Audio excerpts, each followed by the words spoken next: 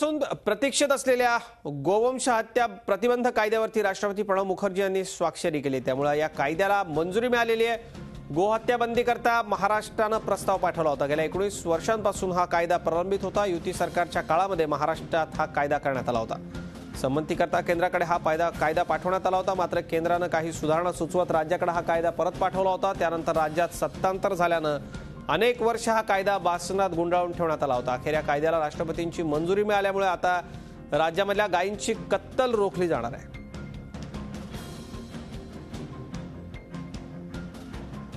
दीर्घकाळापासून प्रलंबित असलेला हा कायदा अखेर अस्तित्वात आला। 19 वर्षांपासून हा कायदा प्रलंबित होता। हा कायदा अस्तित्वात येण्याचा प्रवास आपण जाणून घेऊ सुरुवातीला ग्राफिक्सच्या माध्यमातून। 95 साली शिवसेना भाजप सरकारचा गोवंश हत्याबंदी कायदा लागू करण्याचा निर्णय दोन्ही सभागृहांनी संमत केलेला प्राणीरक्षण विधेयक राष्ट्रपतींकडे पाठवलं। 99 मध्ये महाराष्ट्रात सत्तांतर झालं। काँग्रेस राष्ट्रवादीचं आघाडी सरकार स्थापन झालं। राष्ट्रपती कार्यालयाकडून आघाडी सरकारकडे विधेयक अंमलबजावणीबाबत विचारणा झाली। मात्र 15 वर्षात विरोधकांकडून सतत गोहत्याबंदी विधेयक अंमलबजावणीबाबत पाठपुरावा करण्यात आला। आघाडी सरकारतर्फे पशुसंवर्धन आयुक्तांच्या अध्यक्षतेखाली अभ्यास कमिटी एक स्थापन करण्यात आली। 31 ऑक्टोबर 14 राज्यामध्ये भाजपचं सरकार स्थापन झालं आणि त्यानंतर 13/11/2014 राज्य सरकारनं केंद्रीय गृहमंत्रालयाला पत्र पाठवलं। 1995 मधल्या मूळ विधेयक अंमलबजावणी करता नवं सरकार तयार असल्याचं कळवलं। राष्ट्रपती कार्यालयाला राज्य सरकारची संमती कळवण्याची पत्रातून विनंती करण्यात आली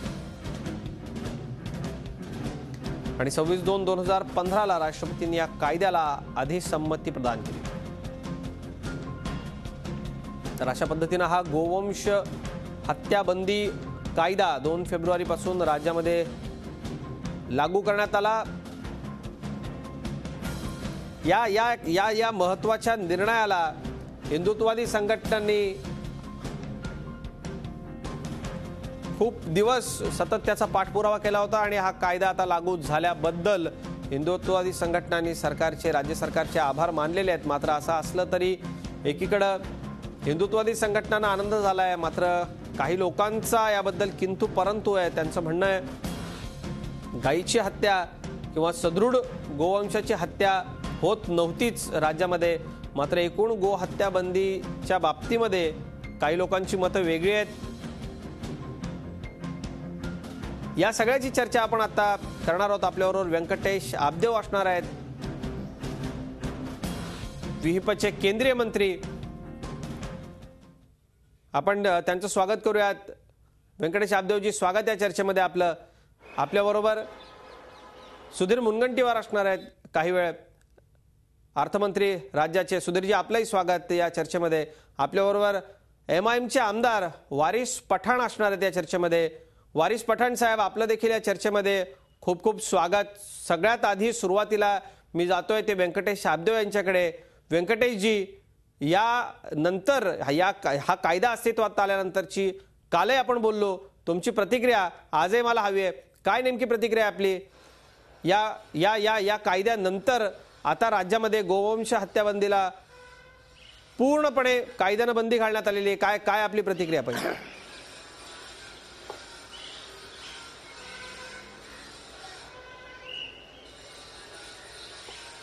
19 वर्षांच्या प्रतीक्षेनंतर संपूर्ण गोवंश हत्या बंदी कायदा लागू करण्यामध्ये महाराष्ट्र सरकारला यश आले आहे।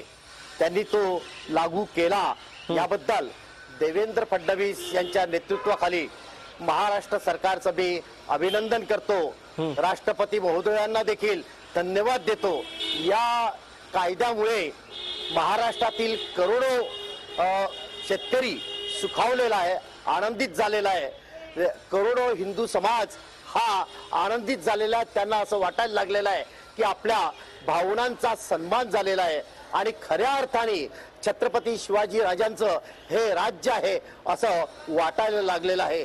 लाखो वारकरी आणि साधू संत ते देखील आनंदित झालेले आहे आणि विश्व हिंदू परिषद आनंदित होणे तर स्वाभाविक आहे। अगदी आपल्याला आणखी खूप बोलायचे सर, आपल्याकडे वेळ कमी आहे। तुमची पहिली प्रतिक्रिया कळाली।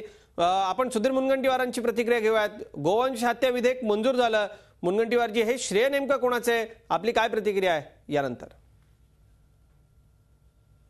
नाही, याचं श्रेय तर माननीय महामहिम राष्ट्रपती महोदयांना आहे. 1995 मध्ये विधानसभेच्या पवित्र व्यासपीठावर प्राणी रक्षण विधेयकाच्या नावाने हे विधेयक मंजूर झालं. सातत्याने गेले 15-17 वर्ष मी प्रयत्न करतोय. आमचे सहकारी मित्र सन्माननीय मंगलप्रभात लोढा आणि मी विधिमंडळाचं असं अधिवेशन नसेल की ज्या अधिवेशनामध्ये सरकारकडे आम्ही सातत्याने ही विचारणा करायचो की जर विधिमंडळाने एखादं विधेयक पारित केलं तर राष्ट्रपती महोदयांची अधिसंमती का मिळत नाही. आणि मग असं लक्षात आलं हा काही पक्षीय विषय नाही. हे विधेयक मंजूर व्हावं यासाठी जर तुम्ही ती नस्ती बघितली तर त्या नस्तीमध्ये श्री मोतीलाल वोरा काँग्रेसचे मोठे नेते आहे, माजी मुख्यमंत्री आहे मध्य प्रदेशचे, त्यांचंही विनंती पत्र आहे की हे विधेयक राज्य सरकारने याला मंजुरी देऊन राष्ट्रपती महोदयांकडे आपली अनुमती कळवावी. श्री ॲडव्होकेट चंद्रशेखर धर्माधिकारी हे काय हिंदुत्ववादी नेते आहे, हे गांधीवादी विचाराचे नेते आहे. कधी 1923चं हरिजन वर्तमानपत्र काढून बघा. महात्मा गांधींनी काय म्हटलं की मी गोवध बंदी आणि गोवंश हत्याबंदी तर माझं सरकार आलं हे माझे प्राधान्याचे विषय आहे. मग पक्षाचा विषय कुठे येतो? अगदी हा भावनेचा विषय नाही. माझ्या दृष्टिकोनातून हा धार्मिक विषयही नाही. माझ्या दृष्टिकोनातून हा कृषी अर्थव्यवस्थेशी निगडित विषय आहे. हा कृषी अर्थव्यवस्थेशी निगडित विषय असं मुनगंटीवार साहेब आपण म्हणताय. वारिस पठाण एमआयएमचे आमदार महोदय आपल्याबरोबर आहेत. पठाण साहेब, आपली काय प्रतिक्रिया आहे? हा गोवंश हत्याबंदी कायदा महाराष्ट्रामध्ये मंजूर झालेला आहे, काय म्हणाल आपण? आपल्या पक्षाची आणि आपली अधिकृत प्रतिक्रिया काय या बाबतीमध्ये?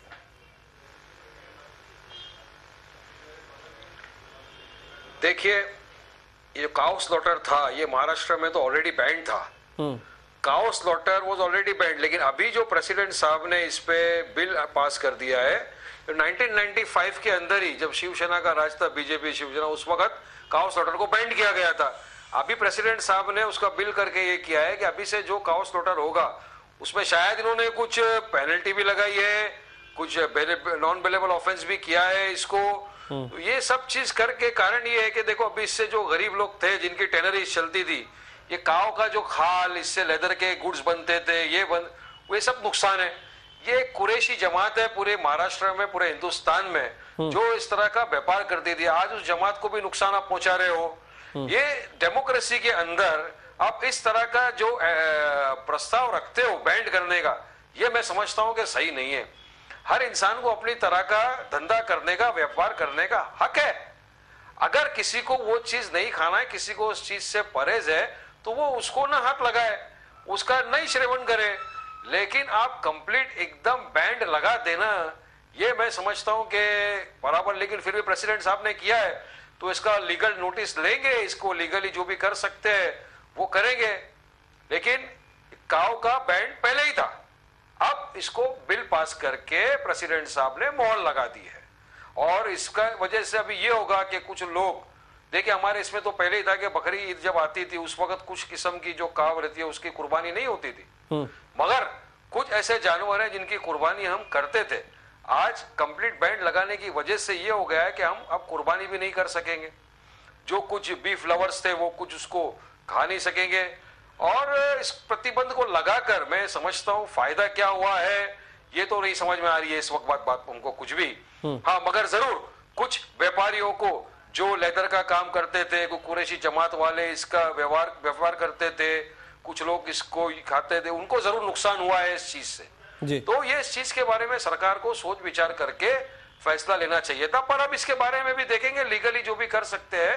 अभी तो बिल इंट्रोड्यूस हुआ है, बिल पास आया है, उसको देखेंगे, पढ़ेंगे और जिस तरह से भी कर सकते हैं उसका हम लोग जो भी आगे लीगल स्टेप्स लेना है वो आगामी दिनों में हम इसके खिलाफ लीगल स्टेप्स जरूर से जरूर लेंगे और देखेंगे क्या फायदा इससे ले सकते हैं हम. क्या इससे नुकसान जिसका हो रहा नुकसान तो नहीं होना चाहिए गरीब आदमी का इसकी वजह से. वारिस पठाण, आपण म्हणताय की अनेकांचा व्यवसाय, कुरेशी जमातीचा व्यवसाय याच्याशी संबंधित आहे. बीफ लवर्स जे गोमांस खाणारे आहेत, गरीब वर्ग आहे मोठ्या प्रमाणावरती, त्यांचं नुकसान होईल असं आपण म्हणताय. चामड्याचा व्यापार करणाऱ्या लोकांचं नुकसान होईल असं आपण म्हणताय. आणि या सगळ्याच्या बाबतीमध्ये एमआयएम आता कायदेशीर आव्हान याला देणार आहे असंही तुम्ही म्हणताय. ही सगळी चर्चा आपण पुढे सुरू ठेवूयात.